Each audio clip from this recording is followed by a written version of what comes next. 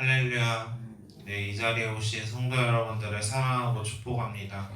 오늘은 요한계시록 22장 20절부터 21절까지의 말씀으로 예수님을 기다리는 교회라는 제목으로 은혜를 깨닫고자 합니다. 대림절은 예수님의 탄생을 준비하는 절기입니다. 예수님이 부활하신 부활절을 준비하는 사순절이 우리에게 중요하듯이 대림절은 성탄절을 준비하는 시간이기에 교회에게 몹시 중요한 절기입니다. 전통적으로 대림절 기간에 많은 교회들은 고린도전서 16장의 마라나타 우리 주여 오시옵소서의 말씀과 오늘의 말씀 요한계시록 22장의 아멘 주 예수여 오시옵소서를 묵상합니다. 두 구절 모두 예수님이 이 땅에 오실 것을 대망하고 소망하는 기원문입니다. 그러나 두 구절에는 차이가 있습니다. 당시 바울과 요한 사이의 상황 차이입니다. 바울의 경우 자기 생전에 예수님이 재림하실 것이라고 생각했고 그렇기에 곧 재림하실 예수님을 기다리며 믿음을 견고히 하자는 교회의 신앙을 굳건하게 하는 의미로 마라나타를 사용합니다. 그러나 요한은 마라나타 대신에 엘코마이라는 헬라어 단어를 사용하면서 주 예수여 오시옵소서 라고 고백합니다. 그렇다면 요한이 말하는 아멘 주 예수여 오시옵소서는 어떤 의미를 담고 있을까요? 함께 깨닫고자 합니다. 성도님들도 아시다시피 요한계시록은 소아시아 7교회에게 보내진 편지입니다. 잊지 말아야 할 것은 7교회 편지가 개별적으로 나뉘어져 있는 게 아니라 요한계시록이라는 하나의 책 안에 묶여져 있다는 사실입니다. 그런 이유에서 소아시아 7교회들은 요한이 보낸 편지를 읽고 다른 교회에게 공유하는, 돌려 읽었을 것입니다. 이러한 이유로 요한계시록은 회람서신, 여러 교회들이 돌려가며 읽는 편지의 특성을 가졌습니다. 이러한 지점을 우리가 잘 생각해 본다면 에베소, 서머나, 버가모, 두아디라, 사데, 빌라델비아, 라오디게아 각 교회에서 벌어진 상황은 교회의 개인적인 상황이라기보다는 다른 교회에게 공유할 만한 함께 겪고 있는 공동의 상황이라는 것을 시사합니다. 달리 말하면 7교회의 각 상황은 당시 소아시아 지역에 있는 모든 교회에게 해당되는 일어나는 상황이었다는 것입니다. 당시 교회들은 도시 정치가들과 시민들로부터 상당한 박해가 있었습니다. 정치인들은 로마 제국으로부터 이권을 얻기 위해서 도시 안에 황제 숭배를 조장했고 도시법으로 황제 숭배를 하지 않으면 경제활동, 매매활동을 못하게 했습니다. 또한 당시 종교활동에 있어서 로마 제국의 허가를 받은 공인된 종교만이 종교활동, 포교가 가능했습니다. 기독교의 경우 유대교와 완벽하게 구분되기 이전이었기 때문에 제국에 공인될 이유가 없었습니다. 그러나 유대교가 이를 이용해서 기독교를 고발하였고 기독교는 유대교와의 갈등이 깊어지며 로마 제국으로부터 도시 시민들로부터 박해를 받기 시작합니다. 이러한 요인들로 인해 어떤 교인들은 믿음을 타협하기 시작합니다. 완전히 배교하는 교인들도 있었고 어떤 경우에는 황제 숭배를 하면서 교회를 다니는 두 주인을 섬기는 교인들도 있었습니다. 그러나 어떤 경우는 변절하지 않고 믿음을 지키기도 했습니다. 이러한 혼합된 상황들이 소아시아 지역에 있는 교회들에게 일어났고, 요한은 이러한 교회 상황에 맞추어서 현 시대를 향한 통찰과 교회가 어떻게 행동해야 하는지를 가르칩니다. 그것이 바로 요한계시록입니다. 그런데 요한은 이러한 상황 인식과 통찰, 교회들을 향한 교훈을 일반적인 서신서들처럼 밝히지 않습니다. 소위 묵시문학이라고 하는 은밀하고 비밀스러운 환상을 통해 설명합니다. 이러한 암호와 같은 방식으로 설명하는 근본적인 이유는 역사의 현실적인 한계를 넘어서는 초월적인 존재가 우리 역사에 개입하고 있다는 것을 보여주기 위함이었습니다. 쉽게 말하면 현실에서 우리가 도저히 해결할 수 없는 일들이지만 하나님과 예수 그리스도께서 역사하신다면, 우리 현실에 이런 식으로 개입하신다면 우리를 도와주실 수 있고 우리를 구원하신다는 사실을 가르치기 위함이었다는 것입니다. 중요한 것은 당시 교회들은 이러한 환상들, 암호들의 의미가 무엇인지 확실하게 알았다는 점입니다. 현재 교회가 어떤 상황인지, 신앙적으로 어떻게 이해하고 바라보아야 하는지 요한계시록을 보며 신앙적 교훈으로 삼았습니다. 현재 교회가 처한 시대는 하늘에서 하나님께 도전했던 뱀, 용이 하나님께 패배하여 인간의 역사 속으로 퇴장했고, 용은 역사 속에서 마치 하나님께서 성육신하셔서 예수님의 모습으로 우리 역사 속을 관여하셨던 것처럼 사탄, 뱀, 용 역시 형체를 취해 예수 그리스도를 증언하고 고백하는 교회를 박해하기 시작했다고 이야기합니다. 요한은 그 용이 바벨론, 곧 로마라고 말합니다. 요한은 그런 이유에서 교회로 하여금 이기라고 말합니다. 사탄의 세력에 지지 말고 이겨야 한다고 강조합니다. 그리고 교회가 사탄의 세력으로부터 이기는 방식이 예배라고 말합니다. 요한계시록 환상들 전반에 걸쳐서 예배를 통해 교회가 승리하는 모습을 우리에게 전해주고 있습니다.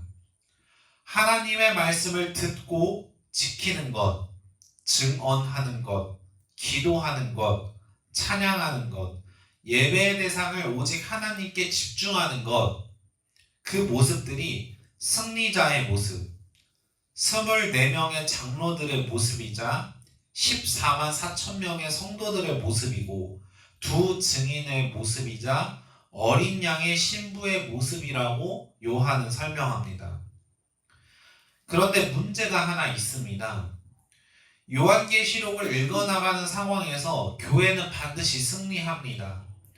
로마 제국이 선전하는 황제 숭배와 그것을 조장하는 도시의 정치인들, 재력가들은 그러한 사회 풍조가 당연하다고 말합니다. 그것을 거스르는 것이 어린 양을 예배하는 것이고, 어린 양이 세상의 주권자이심을 고백하고 증언하는 것이 승리하는 모습이라고 환상을 통해 설명합니다. 그것을 교회는 봤습니다.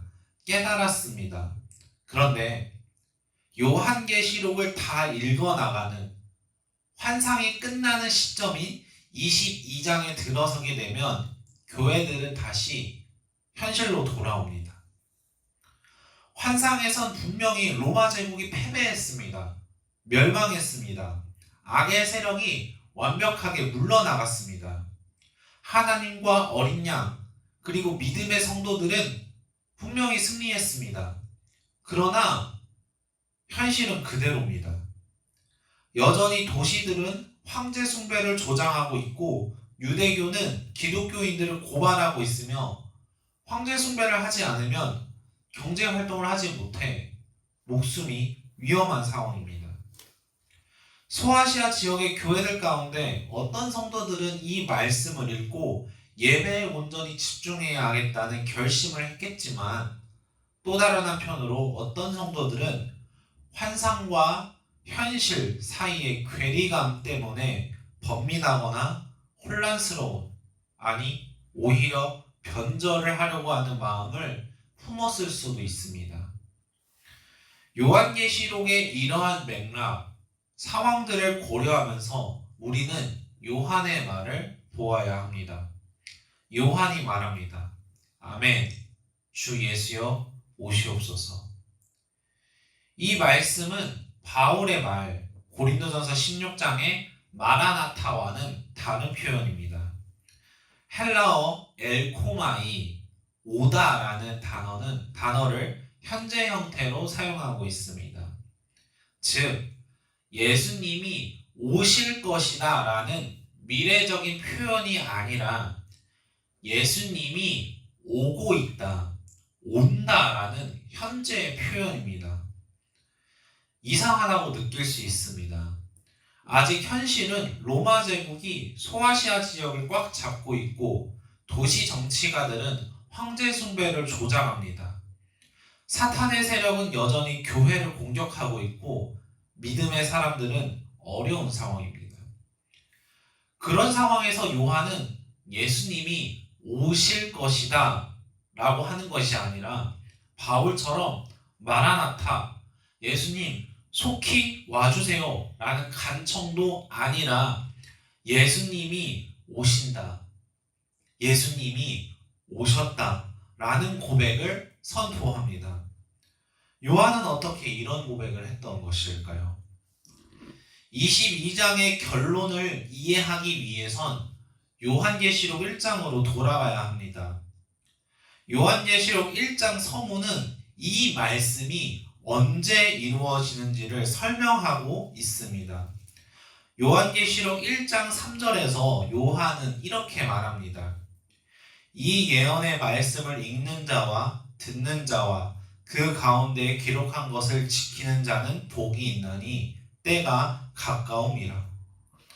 이 예언의 말씀, 하나님이 선지자 요한의 입을 통해 대언하신 하나님의 말씀을 읽고 듣고 그 말씀을 지키는 자는 복이 있습니다. 왜냐하면 그 때가 가까워지기 때문입니다. 가깝기 때문입니다. 여기서 말씀을 읽고 듣고 지키는 것에 대해서 우리가 주목해야 합니다. 이 동사들은 유대인 회당에서 예배를 드릴 때에 사용되는 동사이기 때문입니다. 달리 말하면 예배 시간에 말씀을 읽고 선포된 말씀을 예배 시간에 듣고 그 말씀을 듣고 세상으로 파송되어 말씀을 지키는 예배 과정을 요한은 말하고 있다는 것입니다. 즉, 요한계시록의 말씀들이 읽혀지는 예배 시간에는 하나님이 선지자 요한에게 보여주신 환상들이 성취되는, 교회가 예배를 통해 하나님의 심판에 동참하는 것이라는 것을 말하고 있다는 것입니다. 그러한 맥락에서 교회가 예배를 드릴 때 하나님의 심판, 하나님의 통치에 참여한다라는 의미는 그 심판과 통치를 행하시는 어린 양 예수 그리스도를 영접하는 것이라는 의미입니다. 그런 이유에서 교회는 예배를 드릴 때 세상의 주관자가 되시고 세상의 심판자가 되시는 예수님의 도래를 볼 수 있다는 것입니다. 요한이 22장에 이르러서 요한계시록의 말씀을 마칠 때는 말씀을 선포하고 듣는 예배 시간이었고, 이 심판을 주관하시는 예수님이 오고 있다, 오신다, 왔다 라고 고백하는 것입니다. 그런 이유에서 매 예배 시간에는 예수님이 오시는 것을 우리는 목도하고 기대하며 기다릴 수 있습니다. 이러한 맥락에서 요한계시록을 1장부터 마지막 장까지 읽고 듣고 파송한 교회는 매 순간마다 예수님을 기다렸습니다. 지금 현실은 하나님께서 도와주시지 않는 것 같고 하나님이 멀리 계신 것 같고 믿음을 지키는 일이 헛수고인 것 같은 상황이지만 예배를 드리면서 예수님을 기다렸습니다. 예배는 나를 겁박하고 몰아세우는, 나를 공격하는 그 모든 문제들을 물리칠 수 있는 유일한 방법이었습니다. 왜냐하면 그 모든 문제들을 해결하시는 예수님이 오시는 것을 예배를 통해 보고 느끼고 경험할 수 있기 때문입니다. 예배 자리에 임재하시는 하나님을 느낄 때 우리는 예수님이 오신다는 것을 볼 수 있습니다. 절망 같은 상황일 때에도 예배를 포기하지 않고 예배를 붙드는 교회가 예수님이 오시는 것을 볼 수 있습니다. 내 문제가 해결되는 역사를 경험합니다. 나를 무너뜨릴 만한 거대한 문제들이 물리치는 역사를 보게 되는 것입니다. 요한은 말합니다.